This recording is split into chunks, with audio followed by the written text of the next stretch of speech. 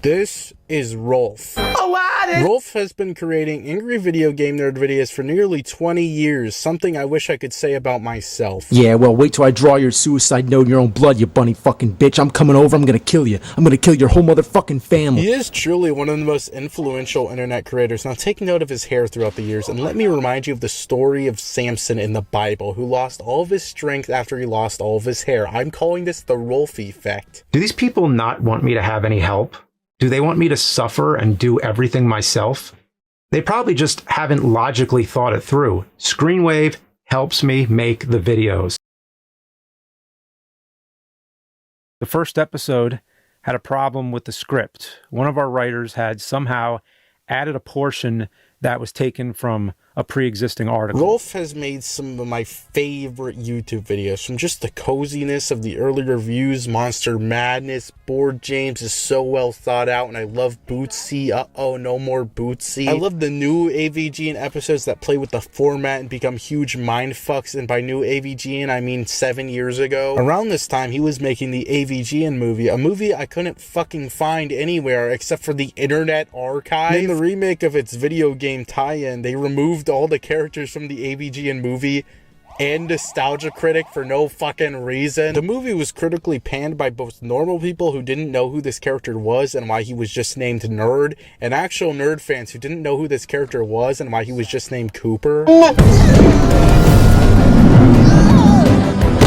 You want to jack off to this guy because he plays games? Perhaps you'll enjoy it. The first scene of this movie is Rolfe and Cooper clearly not in the same room, and it just keeps going like this I'm not even sure they were even on set at the same time. The main problem was a complete lack of actual nerd things. It's almost like a completely separate character, like he works at GameStop or something, and Black Nerd is there and Rolfe screams. And then he gets kidnapped by the fucking government. I see now that your greatest weakness is not the hate you have for that game, but the love you have for your fans. Do these people not want me to have any help? Rolfe described it himself as a giant stirring pot of stuff he liked as a kid, and it comes off as exactly that. You have like 20 guys, you understand? I'm not the kind of guy that, there's lots of guys who jack off for some reason to zombies. People are really turned on by zombies. The only recognizable people in the entire movie other than the nerd are green screen Kyle Justin and Mike Matei that are really distracting and clearly not there. Oh yeah, also in Black Nerd, I recognize him. The movie was a big opportunity for Rolfe, and using the nerd as leverage was probably the only way he'd make a real movie, but after it, the door of opportunity seems closed, and now the AVGN movie is only a bucket list item that just happened so he can say he did it. Did you play it?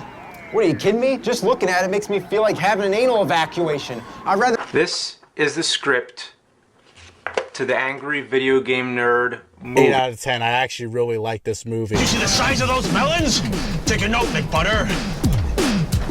What the fuck? Now we're in modern times, so whenever Rolfe switched from working with Screw Attack to Screenwave Media, that included some new on-screen talent, not Gerard Completionist, the guy who quit, and they forced him to wear a goblin outfit even though he was an editor. And this guy who made this, which are also games that are racist. Today I'm playing one of the most racist video games of all time. A lot of people don't like these guys' contributions, and that started r/Cinemassacre Truth, the funniest subreddit ever made, right next to r/Nooks Taku submissions. All they do is get mad that their favorite 40-year-old doesn't have enough time to do anything because he's old as fuck. Playtime is over. Oh dear.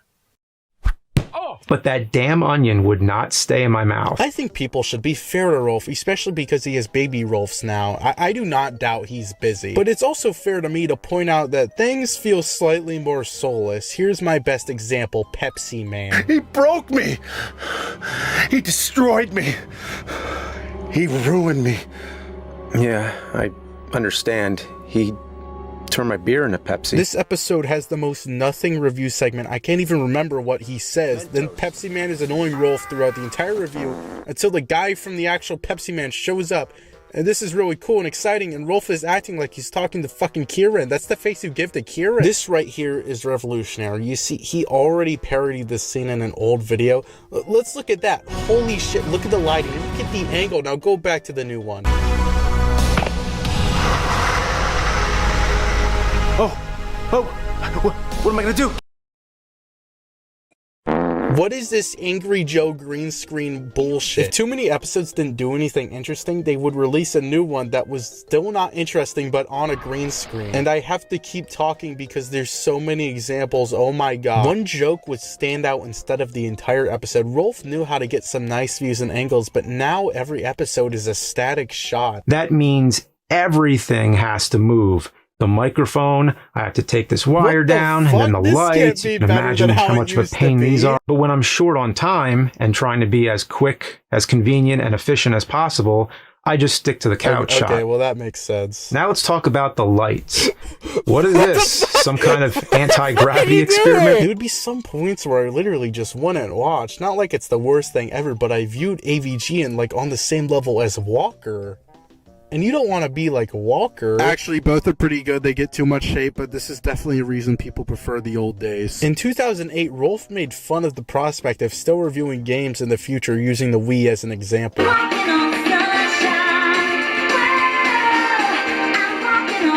In 2022, Rolfe reviewed Purr Pals for the Wii. Rolfe lost his fucking mind and he started making weird music nobody liked for a band that had like the second guitar player as the mascot because it was the robot guy from the end of To Boldly Flee. He separated episode 200 into 3 shitty compilation episodes so he could advertise Soylent in 3 separate advertisements. Soylent, the world's most perfect food, has figured it out. He did an Indiana Jones review where he was playing himself from the 2000s again. After this, Screenwave seemed to back off, and that's leading to less nerd episodes, which is how it should be.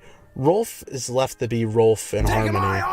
The episodes are genuinely really good again. There's more stupid fights with Mike Matei. I love it. Throughout this era, I slowly stopped caring about the corporate side of Cinemasco and instead Rolfe's rare passion project. One of my favorite things he did was a sequel to a movie he made back in 1999, and it actually had some really cool stuff. Like, I didn't see the nerd here. I saw, well, I saw Rolfe, but the point is, this wasn't the nerd. Rolfe never changed all that much, and I think he's finally giving it his A game again. I can't wait until we get the Angry Video Game Nerd movie 2. Hopefully all the lighting for the movie isn't screwed to the fucking ceiling. Coffee man takes a coffee, dump in a coffee can, play some coffee games in a coffee can, gonna shit out the coffee can. Look out, here comes a coffee can. Look out, here comes some anal coffee. Poopy juice, this is coffee source. Takes a piss like a coffee horse, climbs a coffee can, then he falls. This game sucks his coffee balls. Oh no, he's gay.